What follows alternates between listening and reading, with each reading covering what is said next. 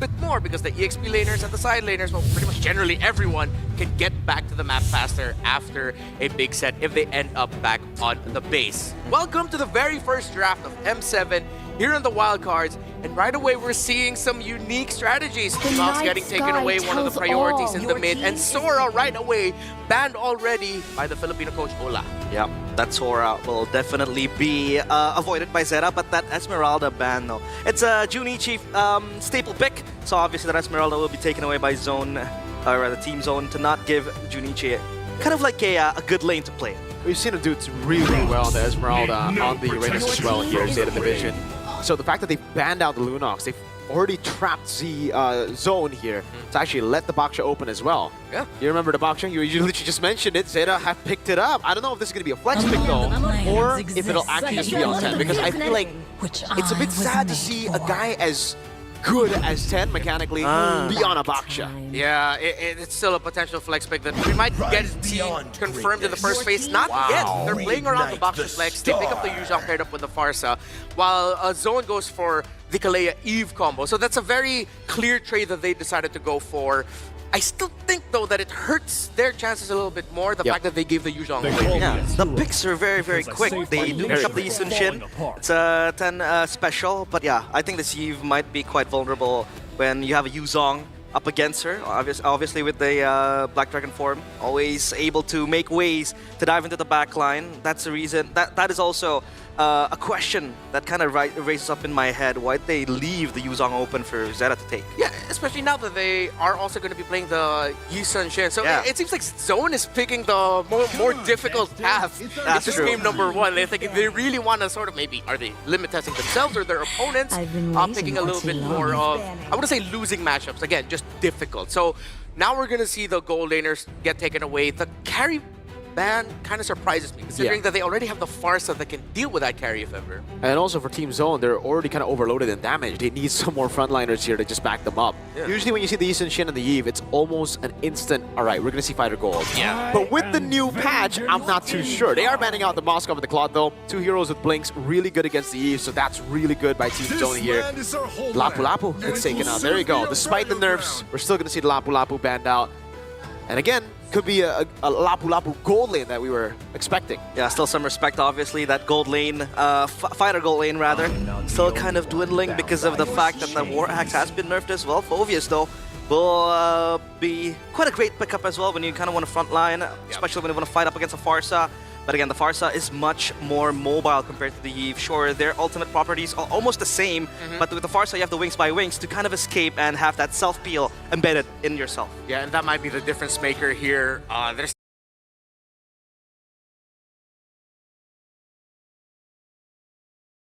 gonna have to be a lot of work put in here by this Phoveus to hold the line, and I think that's why Zone decided to go for it. Phoveus, as we all know, as long as the game is close, one of the best heroes you can pick up for longer engages, and I think Zone is leaning in towards that idea. Wow. Hayabusa and a Brody up against an Even. Right away, Zone picks up the Harith. Yo, this is risky for Zone. Picking up the Harith, considering they don't really have a lot of frontliners here, and they're already up against the Farsa. A known counter to it. Then the Baksha as well. At least we do get something that I was hoping for. 10 on Assassin. Zeta decided, all right, you know what? Let's put the Baksha, let's flex it over to Rome, and let's pick up 10 on the Hayabusa. This is also something we've been talking about in the backstage, right? Like, will Hayabusa still be prio? Will we still see it on the hands of different jungler users? And I said, it really comes down to how good the jungler is. Yeah. 10 is that guy, dude. When you give him a pick like this, he still shines. Yeah, and it seems like they've changed it up a bit. Usually the Hayabusa comes in way earlier in the draft. Yes. But I think they lean towards the Baksha because they want that stability at the center of the map. That's true. The Hayabusa, though, might be a catalyst for Zeta, especially in the hands of 10. The Assassin we want to talk about, but this Yisun Shin. Will it have a good time up against the Yuzhong? That's the question. A lot of questions here, and I'm excited to see it get answered once again. Welcome to the very first match of M7 here on the wild cards. It's Zone versus Zeta. Who is gonna get first big win? Let's see. Welcome to the Land of Dawn, the first match of the M7 World Championship wildcards. It's Zeta against Team Zone. So it's all about the zone and the division for both teams. They'll try to take those buffs quickly. Look at the rotations from right. Obviously, mid prio will still be the name of the game. with the minion changes as well earlier on today. Just controlling over Lethal Wanderer as well. Here's Xora. To get in. 10 will just go for the green camp. Xora's trying to go for the steal. That's a quad shadow forward. Katsu and Hani not enjoying this Yi poke at all. Yeah, that Eve is very, very strong still. And Hayabusa as well. We kind of want to talk about the nerfs, or rather secret buffs it kind of received, right? We talked about the quad shadow being kind of minimized in terms of the range, meaning it can't dive as freely as it used to. But the buff is the fact that, you know, the cooldown is much more quicker in terms of the shadow kill, and as well as the damage given with the shuriken. So I think this Hayabusa is still very much viable. Yeah, good trade-offs. And I like how Teamzone, knowing that they had the prio up against the Bakma and the Farsa, actually decided to go for that quick little poke battle with the Golem, but then they decided to back off when they realized that there's a chance Zeta might be able to change things around. In terms of the emblems, just to pull yourself together on that Farsa. Exactly. On a Purified 2, Bankai, level 4. Yeah, Katsu really wants that quick cooldown, as it is very much a dangerous lane, especially up against the Kalea, if you want that Purify to go on quickly. And the properties from Teamzone kind of pick off quickly with the Kalea is very much apparent. Now they want to get their hand, lay claim on the first objective. Kane is close by 10 as well, level 4. Instant zoning, Quad Shadow coming down 10. Oh, locked down by the Mountain Shocker. Xora picking up first blood and the Turtle Junichi. Now jumping over to Kenny, forcing to flicker out. It's two members locked in, Bright able to flicker out again. Bankai going all the way, misses. The ability won't be able to jump in, flickers out to safety and gets the regen on time. Oh my, 1-for-1, but Teamzone will come out on top. They have their hands on the turtle, and that was Junichi looking to change the tide of the war, but Bankai 1v1, Junichi, can he do it? He's got the passive Furious Dive solo kill up top. Junichi, all right. So we talked about the explosiveness of Bankai, but the Zeta division has some explosiveness as well on their side. So now Teamzone still constantly applying the pressure towards the orange side. That's gonna be an assassin. Oh, actually, Xora's caught here. Not enough peel. Minette finds a shutdown. And look at the follow-up. Bright able to flicker out. The RWM is doing a bit more damage here, but Kay can't really go for the siege on a Harith. Not the cleanest rotations that we're seeing here, or decisions for both teams, up until, of course, Xora decided to go for that dive. I think that was a heat check for him. Now, he has to reel it back just a little bit. Another thing about the rookies is the fact that they can really go fast. Yeah, they can go fast. They can also be punished very fast. That's my point. When you have the lead, you play confident. But then, if you go overboard, this is the things that's gonna happen. They might crumble, but so far they're not crumbling because of the shakiness or the nervousness. It's because they can't really control themselves. Someone needs to keep them in check. Junichi, though, seems like he is currently the anchor for Zeta Division right now. And it seems like Katsu and Kani are catching up to his rotations and aggressions. So they're going to need to be able to continue that. While Teamzone still has control in the map here, what next does Zeta Division have to do so they can get a little bit more of a taste of the map control that Teamzone has more of? Yeah, they need to farm more, prepare themselves for a fight, and maybe utilize Junichi to open up the choke points in the map, because so far he is, like you said, the anchor of Zeta Division. He can fight, he can 1v2, possibly 1v3 as well, stall some time, buy some time, and then let the Brody farm more.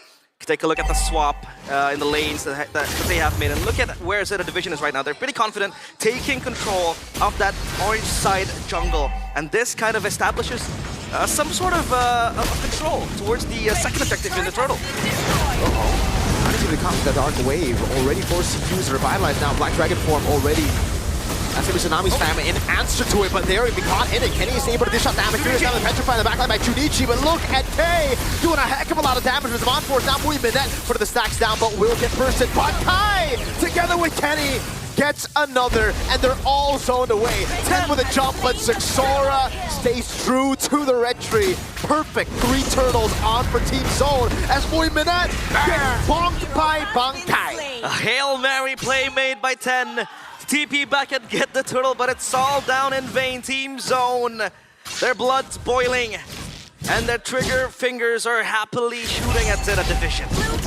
Kay just looked like he had a grand old time in that last engagement, especially since he's playing under his own team's real-world manipulation, and without Katsu's feathered airstrike, that Harith is going to be free for most of the time. Even if he gets caught by a Petrify Furious Dive, he'll still be able to recover through that as long as he has his Zaman Force and he can freely hit. Zeta needs to recalibrate their team fighting and make sure that they put more difficulty for the Harith that will just run wild on them. Good reaction there. RWF locks them down, zones them away, and look who's isolated. Kani all alone. Zixora with the dive in the back, the Mountain Shocker, and now on Katsu almost finding a fadeaway. Not even the fighter can survive this damage. He is playing like a man possessed. Look at him go completely out of this world.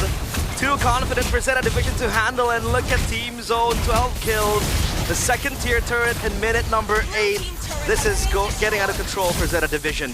Teamzone, and it's actually the YSS zoning the rest of the opponents. They got zoned for sure. That is insane, 6-2 and 5. This Yi Sun Shin, he's single-handedly making some really great individual decisions. That's just great for the whole team, and Zeta's just crumbling. Yep, the Black Dragon form was baited out. Junichi, I guess he was trying to predict a dive into the turret, but now it's all of the Holy Shields that were up, down. Up top, it's not taken down yet. They still have to get a tier 2. We talked about Zeta Division's kind of win con is to kind of dive quickly, especially with the Black Dragon form. But we forgot that the RWM from the Eve is some sort of a peel tool as well. Yes. To enable the Harith to move and bob and weave left and right to get the damage going. We talked about Teamzone not having enough frontliners, but their peel, in a way, damage peeling, right? You have Yi Sun Shin in and of itself is kind of peeling for the team too, especially when he's just gunning around with the Mountain Shocker too, and the Eve is just untouchable. 3-0 and 8. That RWM is zoning Zeta Division so far away in the back. Not even Junichi can reach Kenny. Yeah, Zeta Division will not be able to contest this Lord while Ten tries to recover a little bit of map space here for the team by split pushing up top.